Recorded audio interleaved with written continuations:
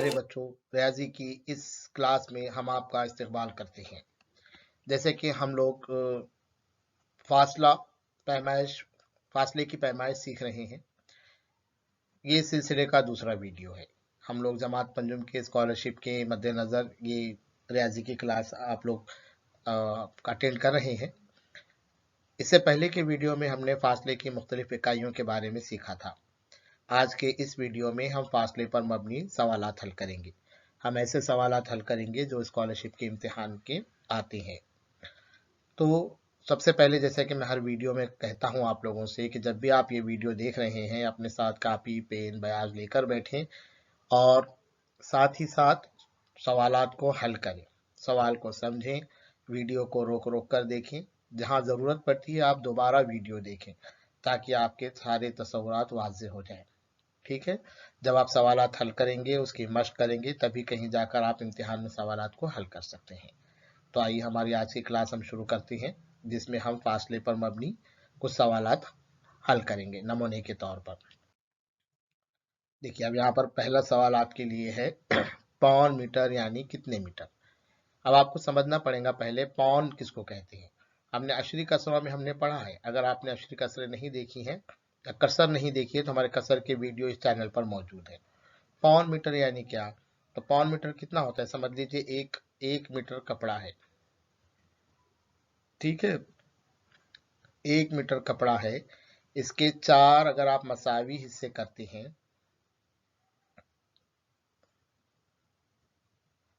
इस तरीके से समझिए 1 मीटर कपड़ा है, 4 मसावी हिस्से अगर आप करते हैं और उसमें के 3 हिस्से अगर आप लेते हैं, ऐसे 3 मसावी हिस्सों को, 4 में के 3 मसावी हिस्सों को पौन मीटर कहा जाता है। ठीक है। तो वो कितने मीटर हुआ, फिर उसको हम कैसे करेंगे? तो उसको ऐसे हम हल कर सकते हैं। तो यानी 1 मीटर में कितने सम होते हैं, इसको सम कीजिए। पौन मीटर यानी कितने सम, ये मीटर नहीं, यहाँ पे सम होना चाहिए। सवाल में थोड़ी सी तब्दीली करते हैं हम लोग। पौन मीटर यानी कितने सम। ठीक है। तो 1 मीटर 100 सम। जैसे कि अभी हमने देखा, अब 1 मीटर के कितने हिस्से करना पड़ेंगे आपको? 4 हिस्से करना पड़ेंगे। उसमें से 3 हिस्से हम लेते हैं, मतलब 3/4 मीटर यानी पौन मीटर होता है ना। ये शक्ल देखकर आप समझ सकते हैं। देखिए, 3/4 मीटर यानी पौन मीटर होता है। ठीक है। तब 3/4 से हम क्या कर सकते हैं, 100 सम को ज़र्ब कर सकते हैं, क्योंकि हमको सम में बताना है, अपना जवाब सम में बताना है। तो 3/4 को 100 से अगर आप ज़र्ब करते हैं तो इस तरीके से आपको आएगा। ये 4 से 100 की तकसीम हो जाती है। आप तकसीम करके देखिए इसको, ये 25 इसका आएगा, यानी 4 दूनी 8, 2 बच जाएंगे, 20 बनेंगे, 4 पंजे 20। तो 3 ज़र्ब 25, इसका ज़र्ब करके देखिए आप, इसका जवाब आता है 75 सम। तो पौन मीटर यानी कितने सम? 75 सम। आपको ये ज़बानी याद होना चाहिए। इतना हल करने के लिए आपको स्कॉलरशिप के इम्तिहान में वक्त नहीं होता है, तो इसलिए आपको याद होना चाहिए। इससे पहले की वीडियो में हमने इसलिए बताया है कि आधा मीटर, पाव मीटर, पौन मीटर कितना होता है। 1 मीटर के 4 हिस्से करें तो एक हिस्सा कितने सम का हो रहा है? 25 सम का होगा, है ना। तो ऐसे 25 सम के कितने हिस्से आपको लेने के हैं? 3 हिस्से लेने के हैं। तो उसका ज़र्ब कीजिए, पौन मीटर यानी कितने होते हैं? 75 सम हो जाता है। ठीक है। वीडियो को यहाँ पर रुका के आप क्या कीजिए, ये सवाल लिख लीजिए अपने बयान में और उसको खुद से हल करने की कोशिश करिए। ऐसे सवाल एक और तैयार करो आप, आधा मीटर यानी कितने सम। तो ऐसे ही कर सकते हैं आप। आधा मीटर बोले तो 2 हिस्से लेना पड़ेंगे आपको, है ना। 1 मीटर कपड़े के कितने हिस्से करेंगे? 2 हिस्से करेंगे। ऐसे सवालात आपको करते आने चाहिए। ठीक है, खुद से भी ऐसे सवालात बनाइए आप। चलिए अगला सवाल देखते हैं। देखिए, ये सवाल को समझिए। मैं हमेशा कहता हूं कि सवाल को 1 से 2 बार आप जरूर पढ़ें। एक पायजामा सिलाने के लिए 2 मीटर 25 सम कपड़ा दरकार है ना। कमीज पायजामा सिलाते हैं ना हम, तो पायजामा सिलाना है आपको, तो उसके लिए कितना है? 2 मीटर 25 सम कपड़ा लगता है। तो ऐसे 4 पायजामे के लिए कितना कपड़ा लगेगा? सबसे पहले आप क्या कीजिए, सवाल को 1 से 2 बार पढ़िए। सवाल में कौन सी मालूमात दी हुई है उसको इस तरीके से सवाल लिखने के बाद अंडरलाइन कर सकते हैं आप, उसको खत कशीदा कीजिए ताकि आपको समझ में आए कि कौन कौन सी मालूमात दी हुई है और क्या मालूम करना है। क्या मालूम करना है आपको? कितना कपड़ा लगेगा, कितने पायजामे के लिए? 4 पायजामे के लिए। सोचो आप क्या करना पड़ेगा। हम ऐसे सवालत इबारती सवालत हर बार करते आए हैं कि भाई एक पायजामे के लिए 2 मीटर 25 सम कपड़ा लग रहा है, तो 4 पायजामे के लिए कितना लगेगा? मतलब 2 मीटर 25 सम आपको क्या करना पड़ेगा? 4 बार लेना पड़ेगा। ठीक है। इस सवाल को कैसे हल कर सकते हैं हम? तो पहले आपको इकाई मालूम होनी चाहिए। देखिए, हमको मालूम है कि 1 मीटर में 100 सम कपड़ा होता है। अब यहाँ पर 2 इकाइयों में कपड़ा दिया हुआ है, देखिए 2 मीटर और 25 सम। तो हम क्या करते हैं, इस पूरे को सम में तब्दील करते हैं। तो 2 मीटर कितने सम होते हैं? 1 मीटर में 100 सम हो गए, तो 2 मीटर में कितने सम हो जाएंगे? 200 सम हो जाएंगे। यहाँ तक तो समझ में आया आपकी? 200 सम हो गए। उसके बाद 2 मीटर 25 सम कितने हो जाएंगे? फिर ये 200 सम और 25 सम, यानी 2 मीटर 25 सम यानी 225 सम हो गए। ठीक है, अब ये कितनी बार लेना है? 2 मीटर 25 सम बोलो या 225 सम बोलो, उतना ही कपड़ा है, खाली इकाइयां अलग है। यहाँ मीटर में और सम में बोला है, यहाँ पे सिर्फ सम में कहा गया है।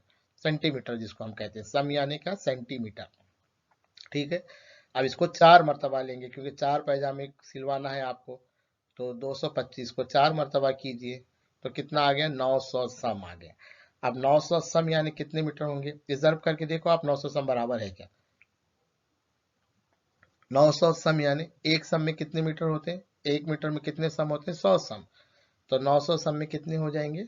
9 मीटर कपड़ा हो जाएगा। यानी एक पैजामे के लिए 2 मीटर 25 सम कपड़ा लगता है, तो ऐसे ही 4 पैजामों के लिए 9 मीटर कपड़ा लगेगा। ठीक है, इस सवाल को ऐसे हल करो जैसे यहाँ पर इस तरीके से किया हुआ, इकाइयों को तब्दील करके।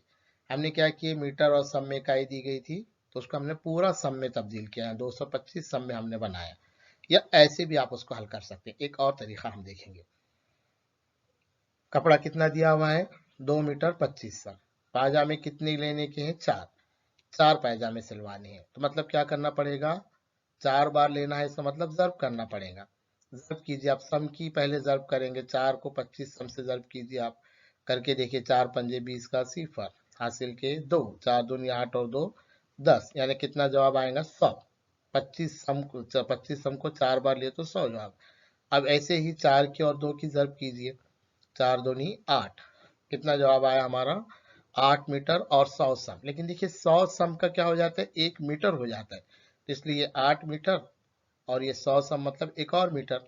तो 8 मीटर 100 सम यानी 9 मीटर। एक ही जवाब आया। अलग अलग तरीके से हम सवाल हल कर रहे हैं लेकिन जवाब एक ही आता है। आप ऐसे करो या ऐसे करो। एक बात हमेशा आपको याद रखनी है, जब इकाइयां अलग अलग दी जाती हैं तो हमको एक इकाई में सारी सारी जो भी ये दिया गया है, जो भी पैमाइश हमको दी गई है, वो एक इकाई में हमको क्या करना पड़ेगा? तहवील करना पड़ेगा।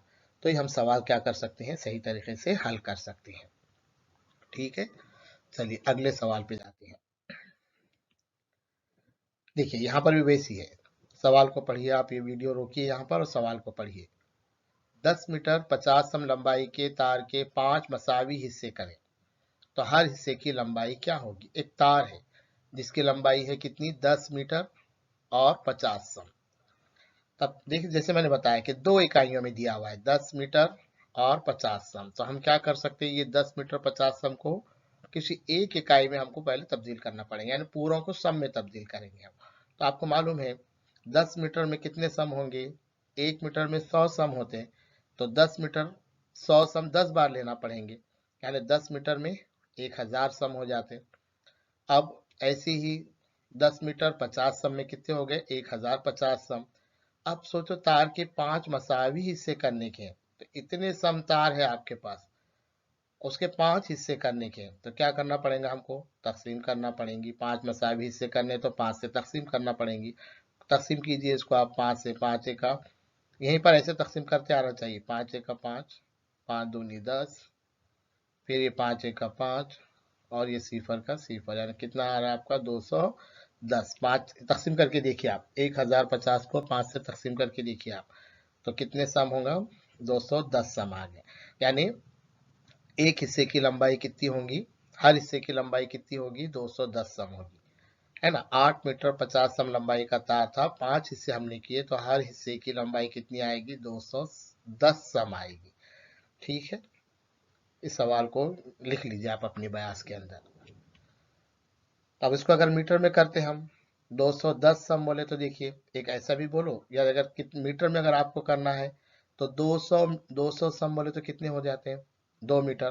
तो 2 मीटर 10 सम। इस तरीके से भी हम क्या कर सकते हैं? इस जवाब को लिख सकते हैं, या तो सम में लिखें या तो मीटर में लिखें। अब आपके पास इम्तिहान में जैसा आपको मुतबादिल दिया गया है उस हिसाब से आप इसका जवाब हासिल कर सकते हैं। ठीक है, अगला सवाल हम लोग देखते हैं। देखो ये तो आसान हो गया। 1500 सम कितने मीटर होते हैं? बहुत आसान सवाल है। आपको मालूम होना चाहिए कि 1 मीटर में कितने सम होते हैं। 1 मीटर में 100 सम होते हैं। अब सम दिया गया है, मीटर में करना है। सम छोटी इकाई है, मीटर बड़ी इकाई है, इसको आप याद रखना पड़ेगा। यानी सम ज्यादा रहेंगे, अगर इसको हम मीटर में करते हैं तो कम हो जाएगा। तो 1500 सम है हमारे पास, तो कितने मीटर होंगे? तो अब इसको क्या करो, आप यहाँ पर 100 से तकसीम कर दो, क्योंकि एक मीटर में 100 सम होते हैं। इसको तकसीम कर देंगे हम यहाँ पे 100 से, तो ये 100 सिफर सिफर मुख्तसर हो जाएंगे, और कितना बच गया हमारे पास? 15। यानी 1500 सम यानी कितने मीटर? 15 मीटर। ठीक है, लिख लीजिए आप इस सवाल को यहाँ पर। एक और सवाल है, देखिए। 8 मीटर लंबाई के 8 मीटर लंबाई के तार के 40 सम का एक टुकड़ा। देखो सम में करना है, तार की लंबाई कितनी है? 8 मीटर है, तो ऐसे कितने टुकड़े बनेंगे? बस ये सवाल है। पहले मालूम कर लो, 1 मीटर में कितने सम? 100 सम। तो 8 मीटर में कितने सम? 800 सम हो जाएंगे। या जर्ब नहीं भी करते हम लोग तो यहाँ पे और कर सकते हैं। एक टुकड़ा कितने सम का बनाना है? 40 सम का बनाना है। देखो अभी 8 मीटर लंबाई को के टुकड़े की तकसीम करना है, आपको टुकड़े बनाने हैं, तकसीम करना है। कितने? एक सम कितना आएगा? 40 सम आएगा, एक हिस्सा। तो हम उसको क्या कर सकते हैं? जर्ब कर सकते हैं, जर्ब करना पड़ेगा हमको। तो ये सिफर और ये सिफर यहाँ पर मुख्तसर कर दीजिए आप। ये 4 और 8 भी मुख्तसर होते हैं। 4 एक 4, 4 दूनी 8। क्या बच गया अपने पास? 10 ज़र्ब 2 बच गया, और उसको करिए 20। तो कितने टुकड़े बनेंगे? 40 सम के 20 टुकड़े बनेंगे। दो तीन चीजों को ध्यान रखना है, इकाइयों को एक इकाई में तब्दील करना है, और कौन सा अमल करना पड़ेगा आपको। जब टुकड़े बनाने के हैं तो जाहिर बात है तकसीम करना पड़ेगा 40 से, है ना। इस तरीके से अगर ऐसा बोला कि भाई 40 सम के 5 टुकड़े, तो फिर 40 सम को 5 से आपको ज़र्ब करना पड़ेगा। तो कौन सा अमल करना है ये भी आपको ध्यान में रखना जरूरी है। ठीक है, देखिए ये सवाल बहुत अच्छा है। 2750 डेसीमीटर यानी कितने मीटर? अब आप ध्यान रखिए, पहले आपको मालूम होना जरूरी है कि एक डेसीमीटर में कितने मीटर होते हैं। एक मीटर में कितने डेसीमीटर होते हैं? डेसीमीटर जो है मीटर का 10वां हिस्सा है। यानी एक डेसीमीटर यानी 1/10 मीटर। मीटर का 10 हिस्से किए और एक हिस्सा आप ले रहे तो 1 डेसीमीटर होता है। अब अपने पास कितने हैं? 2750 डेसीमीटर है, तो उसको 10 से आप तकसीम कर दीजिए, इसका मतलब 275 मीटर हो जाएंगे।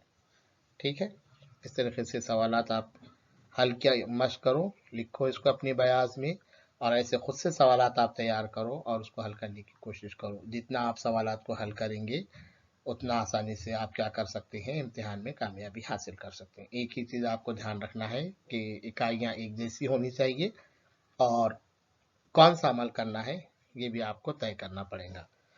ठीक है, अगले अगले वीडियो में हम लोग अभी हमने इससे पहले देखिए कमियत वजन की पैमाइश सीखी, फासले की पैमाइश सीखी।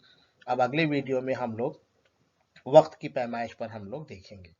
वक्त की पैमाइश कैसे की जाती है उस पर हम लोग बात करेंगे। ठीक है, बहुत बहुत शुक्रिया।